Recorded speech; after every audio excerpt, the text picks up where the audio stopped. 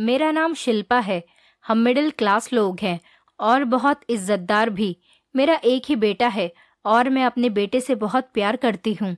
बचपन से ही हमने अपने बेटे को बहुत लाड प्यार से पाला है। मेरा बेटा अपने माता पिता से जिस चीज़ की भी ख्वाहिश करता था, हम उसको वही चीज़ लाकर दे दिया करते थे। हमने कभी भी अपने बेटे की ख्वाहिश को नहीं मारा था। मेरा बेटा बहुत खूबसूरत और पढ़ा लिखा था। मैं अपने बेटे की शादी किसी ऐसी लड़की से करना चाहती थी जो मेरे बेटे को हमेशा खुश रखे और जिसके आने से हमारे घर में खुशियां ही खुशियां फैल जाएं। मैंने सोच रखा था कि जब भी मेरी बहू आएगी, मैं उसको कभी भी बहू नहीं समझूंगी, बल्कि अपनी बेटी ही समझूंगी। जब मेरे बेटे की नौकरी लग गई तो मैं खुश हो गई थी कि अब मुझे अपने बेटे की शादी करनी थी। जब मेरा बेटा घर आया तो मैंने उससे कहा कि मैं तुम्हारी शादी करना चाहती हूँ और मैं तुम्हारे लिए रिश्ते ढूंढ रही हूँ। मेरे बेटे ने मायूसी से अपना चेहरा लटका लिया। मुझे ऐसा लगा जैसे वो अपनी शादी की बात पर खुश नहीं हुआ था। मैंने कहा, बेटा कोई बात है तो मुझे बताओ। मेरा बेटा कहने लगा, माँ, आपने और पिताजी ने मेरी जिंदगी की हर ख्वाहिश को पूरा किया है।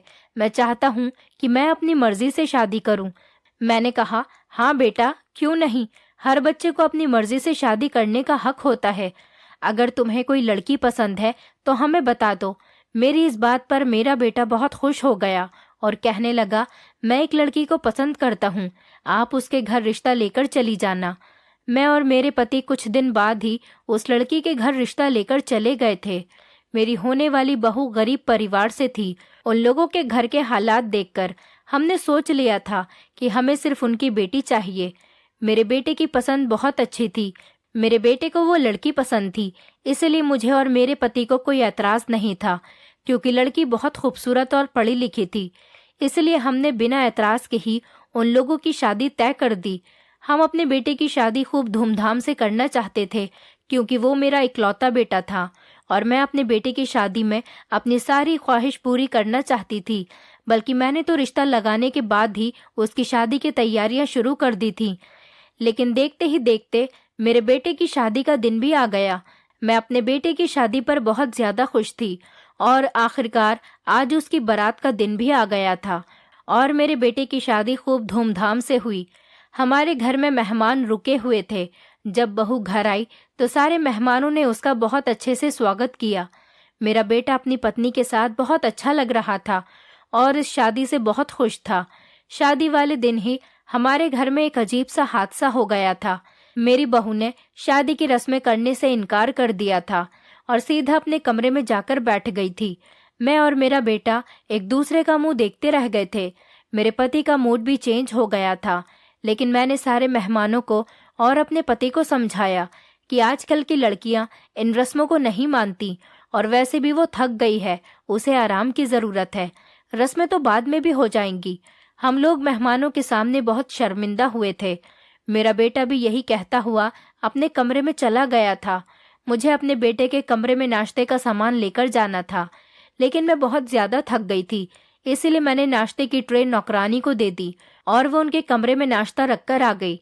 मैं आकर अपने कमरे में लेट गई। बहुत रात हो चुकी थी, सारे मेहमान भी सो गए थे। मैंने भी सोने के लिए अपनी आंखें बंद कर ली थी। अभी मुझे ठीक से नींद भी नहीं आई थी कि अचानक मेरे कमरे का दरवाजा बजने लगा। मैंने दरवाजा खोला तो मैं ये देखकर हैरान रह गई कि मेरे सामने तो मेरा बेटा खड़ा हुआ था। वो मुझसे कहने लगा, माँ, मुझे आपके कमरे में सोना है, आप मेहमान वाले कमरे में जाकर सो जाओ, मैं पिताजी के साथ बेड पर सो जाऊंगा। मैंने कहा, बेटा क्या हुआ है, तुम्हारा दिमाग तो ठीक है। अपनी शादी की पहली रात तुम अपनी नई नवेली पत्नी को अकेला कमरे में छोड़कर आ गए हो और तुम्हें यहाँ पर क्यों सोना है। मगर मेरे बेटे ने किसी बात का कोई जवाब नहीं दिया और मेरी जगह पर अपने पिता के पास जाकर लेट गया। मेरे पति पहले ही सो चुके थे। मेरा बेटा मुझसे कहने लगा, माँ, मुझे नींद आ रही है, प्लीज आप मेहमान वाले कमरे में जाकर सो जाओ। मैं खामोश होकर अपने घर के दूसरे कमरे में आकर लेट गई, जहाँ पर मेहमान लेटे हुए थे। मैंने सोचा कि हो सकता है पति पत्नी के बीच कोई लड़ाई हो गई हो। मैं सुबह उठते ही सबसे पहले अनिकेत के पिता को ये सब कुछ बताऊंगी कि आखिर अनिकेत अपनी नई नवेली पत्नी को छोड़कर हमारे कमरे में सोने के लिए क्यों आ गया था। सुबह जैसे ही उठकर मैं अपने कमरे में आई मैंने देखा कि सुबह के 6 बज रहे थे। मेरे पति तो अपनी जगह पर ही सो रहे थे, लेकिन मेरा बेटा बेड पर मौजूद नहीं था। मैं अपने मन में सोच रही थी कि अनिकेत इतनी सुबह ही अपनी पत्नी के पास चला गया। फिर जब मेरे पति भी सोकर उठ गए तो मैंने उनको इस बारे में बताया, तो वो कहने लगे कि तुम फिक्र मत करो, जब मेहमान अपने घर चले जाएंगे तब मैं उससे इस बारे में बात करूंगा। वो भी बहुत परेशान हो गए थे। कहने लगे शायद दोनों के बीच झगड़ा हो गया होगा, लेकिन उसके बाद ऐसी नौबत ही नहीं आई थी। बहू और मेरे बेटे का बिहेवियर बहुत अच्छा लग रहा था। उन दोनों को देखकर लग ही नहीं रहा था कि उनके बीच रात को कुछ हो गया था। न वो दोनों एक दूसरे से नाराज लग रहे थे और न ही उनको देखकर ऐसा लग रहा था कि रात उन दोनों के बीच झगड़ा हुआ था। हम दोनों पति पत्नी उनको देखकर खुश हो गए थे। हम दोनों को जो अपने बेटे और बहू की तरफ से फिक्र थी, अब वो खत्म हो गई थी। हम दोनों अपने अपने कामों में बिजी हो गए थे और शाम तक हमारे घर के मेहमान भी अपने अपने घर को वापस लौट गए थे। लेकिन जैसे ही रात हुई, मेरा बेटा अपनी पत्नी के पास कमरे में गया। हम भी अपने कमरे में आकर लेट गए थे। जैसे ही मेरे पति को गहरी नींद आई, थोड़ी देर के बाद मेरे बेटे ने फिर से हमारा दरवाजा बजाया और कहने लगा, माँ आप दूसरे वाले कमरे में जाकर सो जाओ, मैं पिताजी के पास सोना चाहता हूँ। आज फिर वो मेरे कमरे में आ गया। मुझे कुछ ठीक नहीं लग रहा था। मैं खामोशी से अपने कमरे से निकलकर बराबर वाले कमरे की तरफ जाने लगी तो आगे से गुजरते हुए मुझे एक अजीब सी आवाज आई। मैं घबरा गई। ये आवाज किसी और की नहीं बल्कि मेरी बहू की थी। वो अपने कमरे में चीख रही थी और रो रही थी। मैं परेशान हो गई। शायद आज भी मेरे बेटे और बहू के बीच में झगड़ा हो गया होगा और मेरा बेटा नाराज होकर हमारे कमरे में आकर सो गया। लेकिन बहू इतनी जोर जोर से चीख कर क्यों रो रही थी? अगले दिन सुबह होते ही मैंने फिर से अपने बेटे के पिता को ये बात बताई। वो भी परेशान हो गए थे। वो कहने लगे, अब तो अनिकेत अपनी पत्नी के साथ कमरे में बिजी है, मैं शाम को उससे बात करूंगा। लेकिन शाम को जब हम सब लोग एक साथ बैठे तो बहू और अनिकेत का मूड बिल्कुल ठीक लग रहा था। मेरे पति ने जैसे ही अनिकेत से बात करनी शुरू की तो वो खामोश हो गया था, क्योंकि कल की तरह आज भी उन दोनों को देखकर नहीं लग रहा था कि वो दोनों आपस में रात को झगड़ा करते हैं, बल्कि वो दोनों तो एक दूसरे से बहुत ज्यादा प्यार से बात कर रहे थे, जैसे कि शादीशुदा पति पत्नी आपस में एक दूसरे से बात करते हैं। मेरा बेटा अपनी पत्नी की तारीफ कर रहा था और मेरी बहू उसकी हर बात पर मुस्कुरा रही थी। ये सब क्या था? मुझे तो कुछ भी समझ में नहीं आ रहा था। जब मेरी बहू और बेटा वहां से चले गए तो मेरे पति मुझे डांटने लगे कि इन दोनों बच्चों को देखकर तो ऐसा लगता ही नहीं, ये दोनों आपस में झगड़ा करते होंगे, शायद तुम्हारा वहम होगा। मैंने कहा, अगर वहम होता तो अनिकेत रोज आपके पास जाकर कमरे में क्यों सोता? मेरे पति कहने लगे, शायद उन दोनों के बीच कोई पर्सनल मैटर हो, इसलिए वो मेरे कमरे में आकर मेरे पास लेट जाता हो। लेकिन मेरी कुछ समझ नहीं आ रहा था। मेरे बेटे का बिहेवियर रात को कुछ और होता था और सुबह को उठते ही दोनों का बिहेवियर अचानक ही बदल जाता था। हो सकता है शायद सुबह को उन दोनों की नाराजगी खत्म हो गई होगी। मेरे दिमाग में बस यही बातें घूम रही थीं। रात के टाइम पर मेरा बेटा बहू को घुमाने के लिए ले गया। उन दोनों ने कहा कि वो बाहर ही एक साथ डिनर करेंगे। लगभग 7 बजे तक वो दोनों घर से निकल गए थे। मैं इस बात से बहुत खुश थी। चलो, दोनों बच्चों के बीच सब कुछ ठीक हो गया था।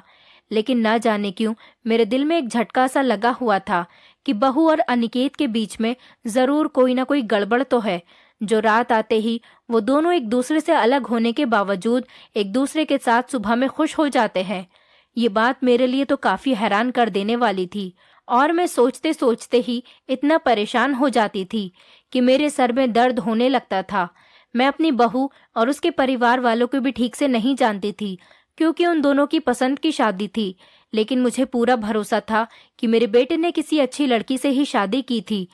पर जब से शादी हुई है, न जाने ये लोग रात को क्या गड़बड़ करते रहते हैं और मैं यही सोच रही थी कि इस शादी का क्या अंजाम होगा। रात के 11 बजे तक लगभग मेरा बेटा और बहू घर वापस आ गए थे। वो जब घर वापस आए तो बहुत खुश नजर आ रहे थे। मेरे बेटे ने बहू के साथ ली हुई फोटो भी मुझे दिखाई।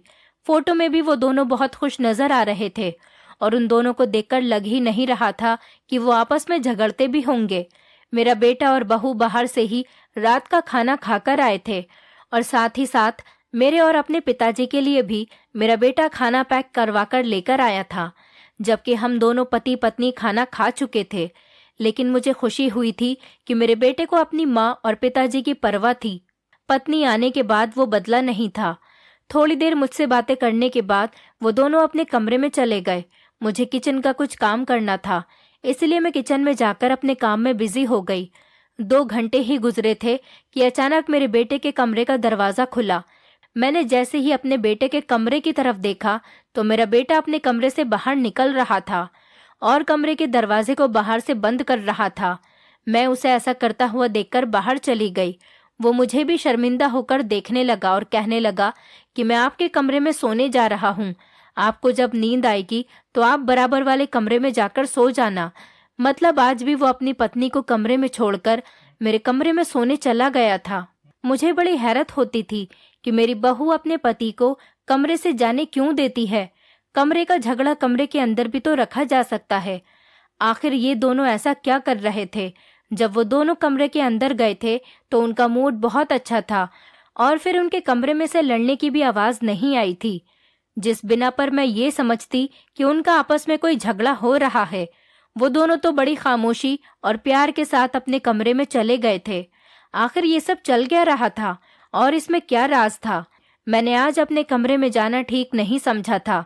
मैं हॉल में ही सोफे पर लेटकर सोने लग गई थी, लेकिन अचानक मुझे बहू के चीखने की आवाजें आने लगी और वो जोर जोर से रो रही थी।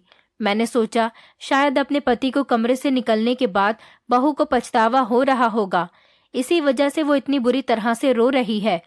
फिर मैंने सुबह उठते ही देखा कि मेरा बेटा अपने कमरे में वापस जा रहा था और कुछ देर के बाद वो दोनों खुशी खुशी नाश्ता करने के लिए अपने कमरे से बाहर निकले। उन दोनों को देखकर लग ही नहीं रहा था कि ये एक दूसरे से नाराज हैं, बल्कि वो तो एक दूसरे से हंसी मजाक कर रहे थे। नाश्ता करने के बाद मेरे बेटे ने कहा, माँ, मैं स्वाति को उसके मायके लेकर जाना चाहता हूँ। वो शाम तक वापस आ जाएगी। मैं उसको छोड़ने जा रहा हूँ। मैंने उन दोनों को परमिशन दे दी और वो दोनों चले गए। मेरा बेटा तो बहू को छोड़कर थोड़ी देर में ही वापस आ गया था। जब वो आकर मेरे पास बैठा तो मैंने उससे बात की और कहा कि ये तुम दोनों के बीच में क्या हो रहा है? अगर तुम उस लड़की के साथ खुश नहीं हो तो तुमने शादी ही क्यों की थी? रोज रात को तुम दोनों अजीब तरह का तमाशा घर में लगा लेते हो। तुम्हारी पत्नी इतनी ज्यादा बुरी आदत की है कि रात को वो तुम्हें अपने कमरे से बाहर निकाल देती है और तुम खामोशी से निकलकर मेरे कमरे में आ जाते हो। मेरी बात सुनकर मेरा बेटा घबरा गया था और बात को टालने की कोशिश करने लगा। कहने लगा, नहीं माँ, ऐसी कोई बात नहीं है, आपको गलतफहमी हो रही है। वो मेरी बात पर साफ मुकर रहा था, लेकिन उसने मुझे अपनी लड़ाई की वजह नहीं बताई। मुझे कोई गलतफहमी नहीं हो रही थी, बल्कि मुझे लग रहा था कि इन दोनों के बीच जरूर कुछ गलत चल रहा है। इन लोगों की शादी को धीरे धीरे 15 दिन हो गए थे, लेकिन हर रोज वही तमाशा लगा रहता था। जिस दिन से मेरे बेटे की शादी हुई थी वो मेरे कमरे में ही सो रहा था और मुझे पास के कमरे में सोना पड़ता था। इस बात पर मेरे पति भी उससे कुछ नहीं कहते थे। उनका कहना था कि हो सकता है पति पत्नी का आपस का पर्सनल मैटर है, इस वजह से वो दोनों एक दूसरे के साथ नहीं सोते। अगर वो दोनों झगड़ा करते तो एक दूसरे के साथ इतना ज्यादा खुश नहीं होते। मेरे पति कहते थे कि उन दोनों को देखकर लगता ही नहीं कि वो दोनों आपस में झगड़ा करते होंगे, बस तुम्हें ये गलतफहमी रहने लगी है। न जाने तुम अपने दिमाग में बच्चों के लिए क्या क्या सोचती रहती हो। मैं बड़ा परेशान हो गई थी कि आखिरकार मैं क्या करूं। बहू के कमरे से सारी रात चीखने चिल्लाने की आवाजें आती रहती थी। बेटे से पूछने की कोशिश की तो उसने साफ मना कर दिया। मैंने अपनी बहू से भी पूछा कि तुम ऐसा क्यों कर रही हो, मगर उसने भी मुझे कुछ नहीं बताया। मैंने उसको इस बात पर बहुत डांटा भी कि अगर तुम्हें मेरे बेटे से शादी करनी ही थी तो फिर उसके साथ खुश रहो और सुखी सुखी अपनी जिंदगी गुजारो। इस तरह से करने की क्या जरूरत है? मैंने अपनी बहू को बहुत सारी बातें सुनाई थी, लेकिन उसने मेरी किसी बात का कोई जवाब भी नहीं दिया था। वो सिर्फ खामोश बैठी हुई मेरी बातें सुनती रही। मुझे उस पर और भी ज्यादा गुस्सा आ रहा था कि अगर मैं बहू से कोई बात पूछ रही हूँ तो वो मुझे मेरी बात का जवाब नहीं दे रही। दूसरी तरफ मेरे बेटे का बिहेवियर भी यही था। दोनों ही मिलकर सच बताने के लिए तैयार ही नहीं थे और रात को अलग अलग कमरों में सो जाते थे और जब सुबह उठते तो इनमें आपस में इतनी ज्यादा मोहब्बत होती कि जिसे देखकर कोई कह ही नहीं सकता कि बहू अनिकेत को कमरे से बाहर भी निकाल सकती है। दोनों रोज शाम को घूमने भी जाते थे और फिर घर को डिनर करके ही वापस लौटते थे। आस पड़ोस के लोग भी उनकी मोहब्बत की तारीफ किया करते थे, लेकिन उन्हें क्या पता था कि रात को यहाँ पर क्या तमाशा होता है। ये तो सिर्फ मैं जानती थी कि मैं किस दुख से गुजर रही थी। मैं बहुत ज्यादा परेशान रहने लगी थी, लेकिन बहू मुझसे यही कहती थी कि माँ जी, हमारे बीच में किसी तरह की कोई नाराजगी नहीं है, आपको फिक्र करने की कोई जरूरत नहीं, हम अपने मैटर खुद सॉल्व कर लेंगे। मगर वो मुझे बताने के लिए तैयार क्यों नहीं थी कि वो ऐसा क्यों करती है। उधर मेरा बेटा भी यही कहता कि मुझे अपनी पत्नी से कोई परेशानी नहीं, लेकिन मुझे कहीं न कहीं अपने बेटे पर शक होने लगा था। जरूर कोई बड़ी बात थी जो ये दोनों पति पत्नी मुझसे छुपा रहे थे और बताने के लिए तैयार नहीं थे। मैंने आज फैसला कर लिया था कि मैं कमरे का राज जानकर ही रहूंगी। आखिर मेरी बहू बेटे को कमरे से बाहर क्यों निकालती है। मैंने अपनी बहू और बेटे पर नजर रखनी शुरू कर दी। मेरे बेटे की ऑफिस की छुट्टियों के दिन भी खत्म हो गए थे और मैं भी सारा दिन घर पर ही रहती थी। जब मेरे बेटे की शादी नहीं हुई थी, मैं अकेली घर में रहती थी। इसी वजह से मैं पड़ोस में अपनी सहेली के घर चली जाती थी और थोड़ा वक्त वहां गुजार कर आती थी। लेकिन जब से मेरे बेटे की शादी हुई थी, मेरा वहां पर जाना नहीं हुआ था। अनिकेत ने भी ऑफिस जाना शुरू कर दिया था। मेरे पति तो शादी के 4-5 दिन के बाद ही नौकरी पर जाने लगे थे और पति और बेटे का कारोबार अच्छा था। मैंने यही सोचा था कि अब मैं घर पर ही रहूंगी और अपनी बहू पर नजर रखूंगी और देखूंगी कि वो ऐसा क्यों करती है। उसका ऐसा करना बिल्कुल ठीक नहीं है, लेकिन मैं सारा दिन उसके साथ घर में दिन गुजारती थी। मुझे उसकी किसी भी हरकत पर शक नहीं होता था। फिर ना जाने क्यों वो मेरे बेटे को कमरे से बाहर निकाल दिया करती थी। एक दिन मैंने सोचा कि मेरा बेटा जब अपने कमरे में जाएगा तो मैं उन दोनों के बीच की बातें सुनूंगी और कमरे की खिड़की से झांक कर देखूंगी कि वो दोनों आपस में क्या करते हैं। वो दोनों पहले तो इधर उधर की बातें कर रहे थे। मुझे लगा शायद उन दोनों के बीच सब कुछ ठीक है। मैं पीछे पलटकर अपने कमरे की तरफ आने ही लगी थी कि इतनी देर में जब मैंने अपने बारे में बात होती सुनी तो मैं उन दोनों की बात सुनकर रुक गई और बात को गौर से सुनने लगी। मेरी बहू बेटे से कह रही थी कि माँ जी तो हम दोनों के पीछे हाथ धोकर पड़ गई है। बस हमेशा यही जानने में लगी रहती है कि रात को तुम कमरे के बाहर क्यों निकल जाते हो। उन्हें ऐसा लगता है कि मैं तुम्हें कमरे से बाहर निकाल देती हूँ। तुम अपनी माँ को समझा दो कि वो हमारे बारे में जानने की ज्यादा कोशिश न करें और हमारे मामलात से दूर रहें। हम दोनों खुशी खुशी जिंदगी गुजार रहे हैं और उनके सामने भी हंसी खुशी रहते हैं। न जाने उन्हें हमसे क्या प्रॉब्लम रहती है। बहू की ऐसी बातें सुनकर तो मुझे गुस्सा आ गया था, लेकिन मुझे ऐसा लगा कि मेरा बेटा मेरे खिलाफ अपनी पत्नी से ये बात नहीं सुन सकता। लेकिन जो बात मेरे बेटे ने कही वो सुनकर तो मैं हैरान रह गई थी। मेरे बेटे ने अपनी पत्नी से कहा कि तुम फिक्र मत करो, मैं माँ को समझा दूंगा। और फिर मेरा बेटा रात के टाइम पर मेरे पास आया और मुझे समझाने लगा। कहने लगा, मेरी पत्नी मेरे साथ बहुत अच्छे से और प्यार से रहती है, आपको हमारे मैटर में बोलने की कोई जरूरत नहीं। ये सुनकर मेरी आंखों में आंसू आ गए थे। क्या इसी दिन के लिए मैंने अपने बेटे की शादी कराई थी। मैंने फैसला कर लिया था कि अब मैं उनके किसी भी मामलात में दखल अंदाजी नहीं करूंगी। और फिर मेरे बेटे ने ये भी कहा कि अगर आपने हमारी शादीशुदा जिंदगी के मामलात में दखल अंदाजी करने की कोशिश की तो मैं ये घर छोड़कर अपनी पत्नी के साथ दूसरे घर में शिफ्ट हो जाऊंगा। ये बात सुनकर तो मैं रोने लगी थी और तभी से मैंने सोच लिया था कि वो दोनों अपना अच्छा बुरा खुद जानते हैं। जब वो दोनों अपनी जिंदगी में खुश हैं तो मेरा बोलने का कोई मतलब ही नहीं बनता। लेकिन मेरे बेटे और बहू का रोज का वही रूटीन बना हुआ था। मैं दूसरे वाले कमरे में शिफ्ट हो गई थी और मेरे पति के साथ मेरा बेटा सोता था। मैं चाहती तो अपने बेटे से भी कह सकती थी कि तुम बराबर वाले कमरे में सो जाया करो, लेकिन अब मैंने उससे ज्यादा बातचीत करना छोड़ दिया था। इसीलिए मैं मजबूरी में अपनी जगह अपने बेटे को देकर बराबर वाले कमरे में सोने लगी थी। लेकिन मुझे ये भी टेंशन होती थी कि बहू सारी सारी रात चिल्ला चिल्ला कर रोती है। लेकिन अब मैंने इस बारे में ज्यादा सोचना बंद कर दिया था। मैं बहू से भी ज्यादा बात नहीं किया करती थी। एक दिन मेरे पड़ोस में रहने वाली सहेली मुझे अपने साथ मार्केट लेकर चली गई। मैं रिक्शा में बैठी हुई थी और हम मार्केट से वापस आ रहे थे। तभी अचानक मेरी नज़र सड़क पर चलती हुई लड़की पर गई। वो लड़की कोई और नहीं बल्कि मेरी बहू स्वाति थी और उसके साथ एक उम्रदराज आदमी भी मौजूद था। ये आदमी उसका पिता या भाई तो नहीं था। रिक्शा चला गया था, वरना मैं ध्यान से देखती मेरी बहू के साथ कौन था। जब मैं घर पहुंची तो मेरे जाने के 10 मिनट बाद ही बहू भी घर पर आ गई थी। मैंने अपनी बहू से पूछा, स्वाति तुम कहाँ पर गई थी? तो वो कहने लगी कि मैं अपने मायके गई थी और अभी रिक्शा में बैठकर यहाँ पर आई हूँ।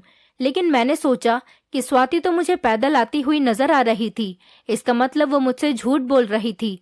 मेरी आंखों ने कुछ गलत नहीं देखा था। मैंने खुद स्वाति को पैदल आते हुए उस उम्रदार आदमी के साथ चलते हुए देखा था और स्वाति कह रही थी कि वो रिक्शा में बैठकर यहाँ पर आई है। लेकिन मेरे दिल में अजीब अजीब ख्यालात आ रहे थे। मुझे ऐसा लग रहा था स्वाति मुझसे बहुत बड़ा झूठ बोल रही है। कुछ दिन बाद जब मैं मंदिर गई तो फिर से मैंने रास्ते में स्वाति को उसी आदमी के साथ चलते हुए रास्ते पर देखा था। अब तो मुझे पक्का यकीन हो गया था कि स्वाति मेरे बेटे के साथ कुछ गलत कर रही है और उसे धोखा दे रही है। इसने मेरे बेटे से ना जाने क्यों शादी की थी, जब चोरी चुपके उसे इस आदमी से मिलना था। मैं समझ गई थी कि स्वाति ने किसी न किसी मजबूरी में आकर ही अनिकेत के साथ शादी की है, क्योंकि उसने अभी तक मेरे बेटे को दिल से एक्सेप्ट नहीं किया था। वो रात को मेरे बेटे को कमरे से बाहर निकाल दिया करती थी।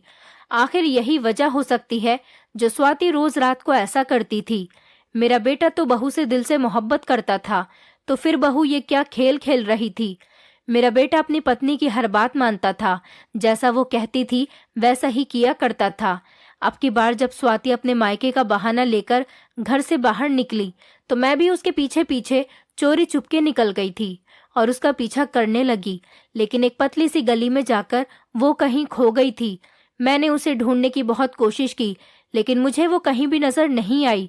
मैं बहुत देर तक वहीं खड़े होकर उसके आने का इंतजार करती रही। तभी अचानक मुझे एक रिक्शा मिल गया। मैं उस रिक्शा में बैठकर घर आने ही वाली थी कि अचानक उस पतली सी गली से वो उम्रदार आदमी और स्वाति बाहर निकले। वो दोनों आपस में कुछ बातें करते हुए आ रहे थे। तभी मैंने अपना मोबाइल निकाला और उनकी वीडियो अपने मोबाइल में रिकॉर्ड करने लगी। उनकी वीडियो मैंने अपने पास सबूत के तौर पर सेव कर ली थी, ताकि ये वीडियो मैं अपने बेटे को दिखा सकूं। लेकिन सिर्फ एक वीडियो ही मेरे लिए काफी नहीं थी। मुझे और भी सबूत इकट्ठे करने थे, ताकि मैं स्वाति का पर्दाफाश कर सकूं।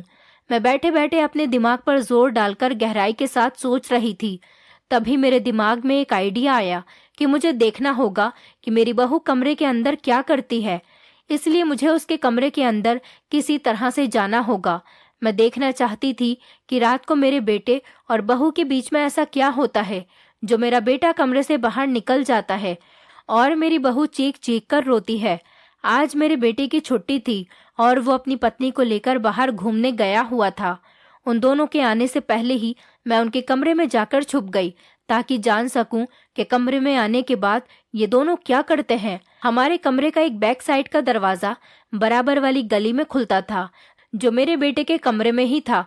मुझे यकीन हो गया था कि जरूर या तो मेरी बहू उस आदमी से फोन पर बातें करती है या फिर रात बीच में उसे मिलने के लिए बुलाती होगी, इसलिए दरवाजा भी खुला रहता है।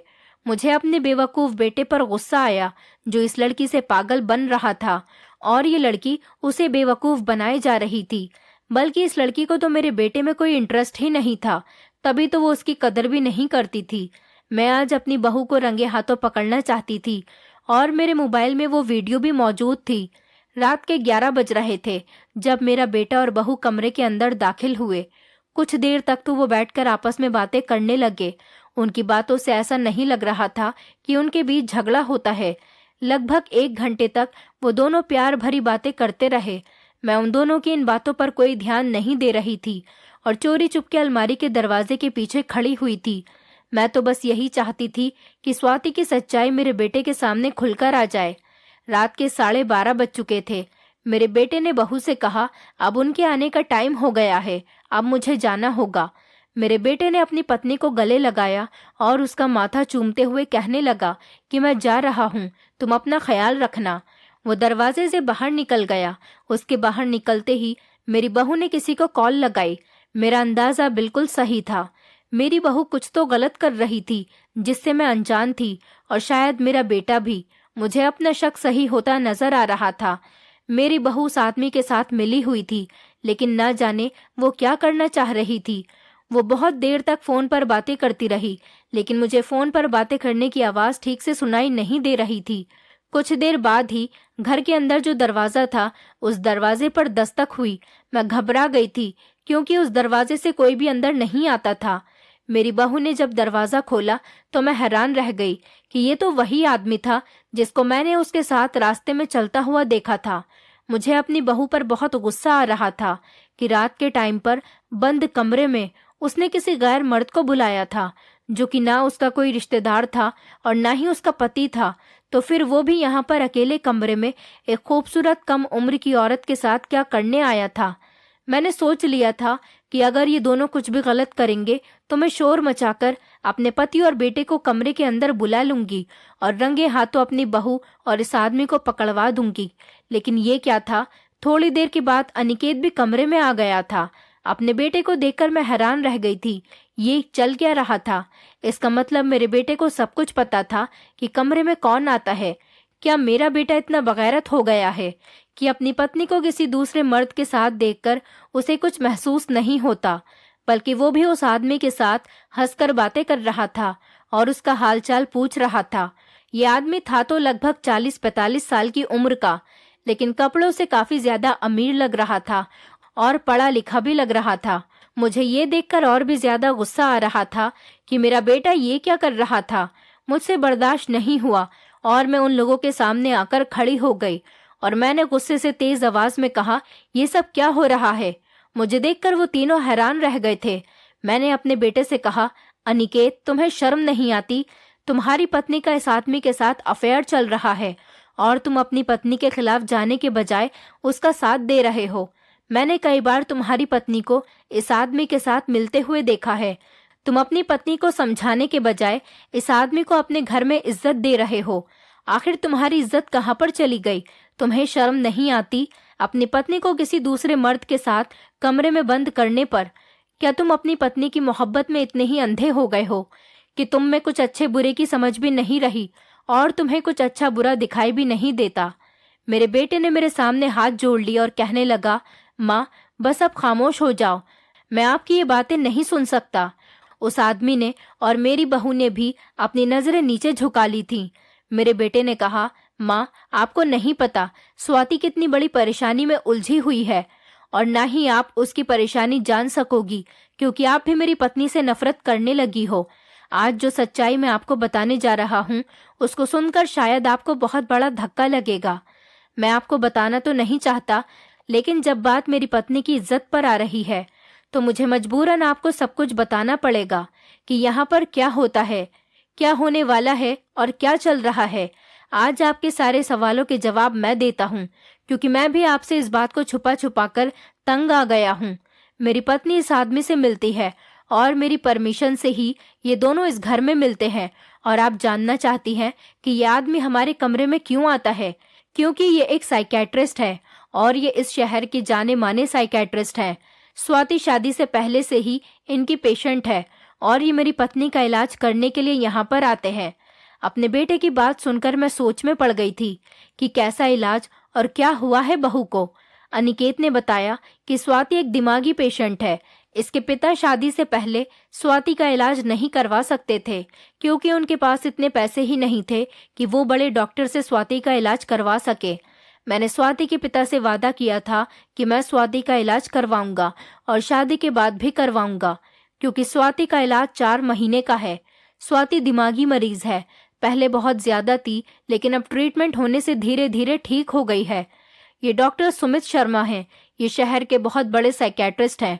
मैं आप लोगों को ये बात नहीं बताना चाहता था, क्योंकि अगर मैं आपको ये बताता कि मेरी पत्नी दिमागी मरीज है तो आप मेरी शादी उससे कभी भी नहीं करवाते। आपको भी ऐसा ही लगता कि स्वाति पागल है, जबकि ऐसा नहीं है। वो पागल नहीं, बस कभी कभी उसको दौरे पड़ जाते हैं, जिसकी वजह से उसकी तबीयत खराब हो जाती थी। लेकिन मैं नहीं चाहता था कि आप स्वाति को पागल समझें और उससे मेरी शादी ना होने दें, इसीलिए मैंने आपसे ये बात छुपा कर रखी थी।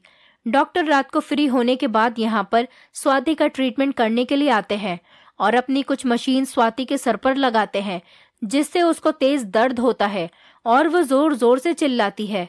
मैं उसको इस तरह से तकलीफ में नहीं देख सकता था, इसलिए मैं कमरे से रोज बाहर निकलकर आपके कमरे में सोने के लिए चला जाता था। 1 घंटे का ट्रीटमेंट करने के बाद डॉक्टर इस दरवाजे से ही अपने घर को वापस लौट जाते थे और मैं रात के 4-5 बजे अपनी पत्नी के पास आ जाता था ताकि उसे हौसला दे सकूं। यही वजह थी जिस वजह से मैं कमरे के बाहर चला जाता था और स्वाति चिल्ला चिल्ला कर रोती थी। मैं अपने बेटे की ये बात सुनकर शर्मिंदा हो गई थी कि मेरी बहू बीमार है और मैं इतनी आगे चली गई थी कि उसके कैरेक्टर पर ही शक करने लगी थी। मैंने अपनी बहू को गले से लगा लिया और उससे माफी मांगने लगी, लेकिन मैंने अपने बेटे से कहा कि क्या तुम्हें अपनी माँ पर भरोसा नहीं? अगर तुम मुझे स्वाति की हालत के बारे में बताते तो मैं खुद अपनी बहू का इलाज करवाती। मैंने हमेशा तुम्हारी खुशी के आगे हार मानी है। मैं कभी भी स्वाति को पागल नहीं समझती बेटा। माँ ने डॉक्टर से भी माफी मांगी और कहने लगी कि मेरी बहू कब तक ठीक हो जाएगी। डॉक्टर ने बताया कि आपकी बहू अब काफी हद तक बेहतर हो चुकी है, बस कुछ दिन का ट्रीटमेंट और है, फिर ये बिल्कुल ठीक हो जाएगी। ये सुनकर मुझे बहुत खुशी हुई। अब मैं खुद अपनी बहू का इलाज करवा रही हूँ और जब रात को डॉक्टर साहब उसका ट्रीटमेंट करने आते हैं तो मैं अपनी बहू के साथ बैठकर उसका हौसला बढ़ाती हूँ। अब मेरे घर में सब कुछ ठीक चल रहा है क्योंकि अब मेरे सामने अपनी बहू बेटे की हकीकत खुलकर आ गई है। मेरी बहू अब ठीक हो गई है और मेरे दोनों ही बच्चे बहुत खुश हैं। मेरे पति को जब ये बात पता चली थी तो उन्होंने भी मुझे ही डांट लगाई थी। उन्होंने कहा कि मैंने तो तुमसे पहले ही कहा था बच्चों के बीच कुछ पर्सनल मैटर होगा, लेकिन तुम मानने के लिए तैयार ही नहीं थी। मैंने सोचा जो होता है अच्छे के लिए ही होता है। अब हमारी फैमिली हंसी खुशी घर में रहती है और मेरी बहू अब प्रेग्नेंट भी है। मैं अपने परिवार के साथ बहुत खुश हूँ। दोस्तों, उम्मीद करती हूँ आपको हमारी कहानी पसंद आई होगी। कहानी पसंद आई है तो वीडियो को लाइक करें, चैनल पर नए हैं तो चैनल को सब्सक्राइब करें और हाँ, नोटिफिकेशन बेल को जरूर दबाएं ताकि अगली अपडेट सबसे पहले आपको मिले।